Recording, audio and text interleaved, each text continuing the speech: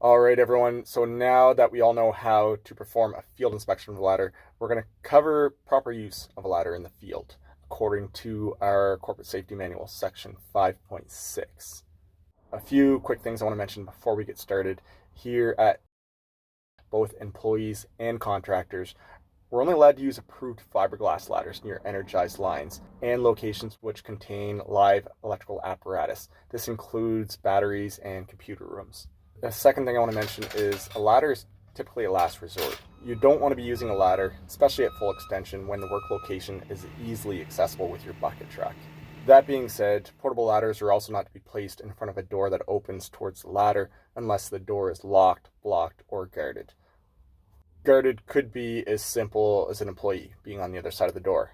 One of the most important things when setting up a ladder is it must be secured against movement at all times. It's got to be tied off. If it can't be tied off, it must be held in place by a competent person.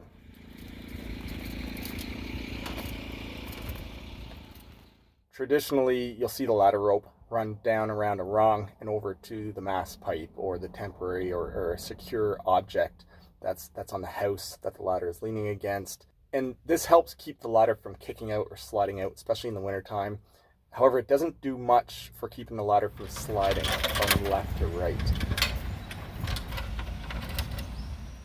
There's a few different options out there to keep the ladder from sliding. However, simply tying a better knot, a better configuration with your rope is often enough.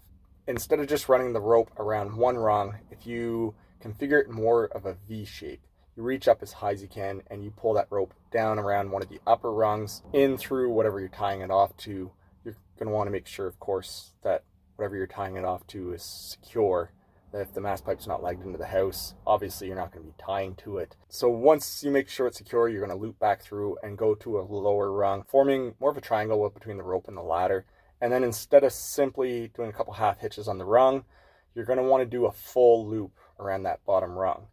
Once you have that loop in place, haul the ladder towards you a little bit. The reason you're going to do this is because as you're climbing that ladder, it does flex a bit. And with each step, as that ladder flexes inward, your rope goes slack. Flip that rope up around the rung, a second loop. It'll help keep the rope from going slack. Once you have that rope tight, you simply do 3 half hitches. If done correctly, that rope should remain tight even when you're climbing the ladder, and it'll also keep the ladder from lifting away from the house or whatever object you're on, a temporary, for example, and it also helps keep the ladder from sliding from left to right.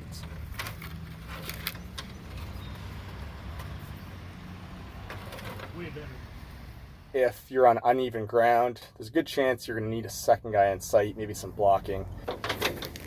Yeah, that's good stuff on. I'll hold the ladder. All right, I'll go get my belt. Okay. There's some products on the market for uneven ground that work great.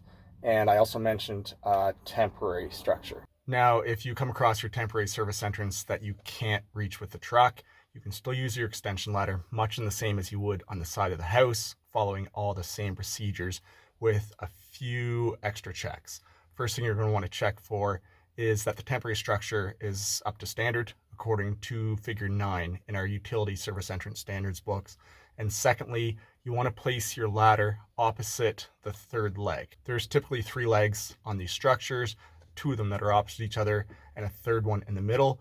Your ladder wants to push against that third leg. You may come across a temporary surface entrance where there are 4 legs. That's the electrician going the extra mile.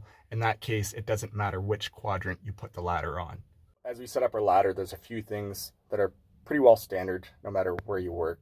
The side rails of the ladder shall extend at least 1 meter above any platform or landing to which ladder is a means of access.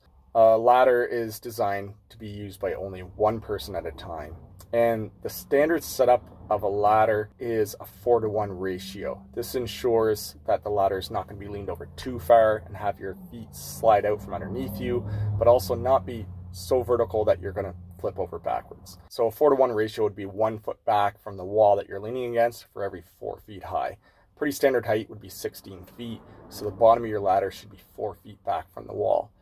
An easy trick to figure out if you got this right height without taking the measuring tape out every time you set up a ladder is if you stand with your toes against the bottom rungs of the ladder and have your arms out straight at shoulder height, you should be able to just barely grab the side rails of the ladder.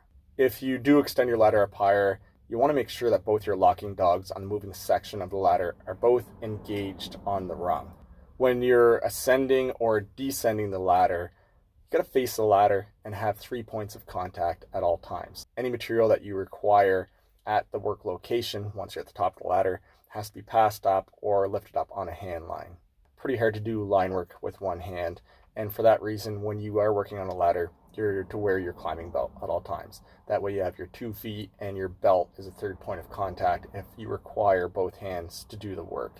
When you do take both hands off the ladder, it should only be for light tasks and for a short duration. Another technique to remember when using a ladder is the belt buckle rule.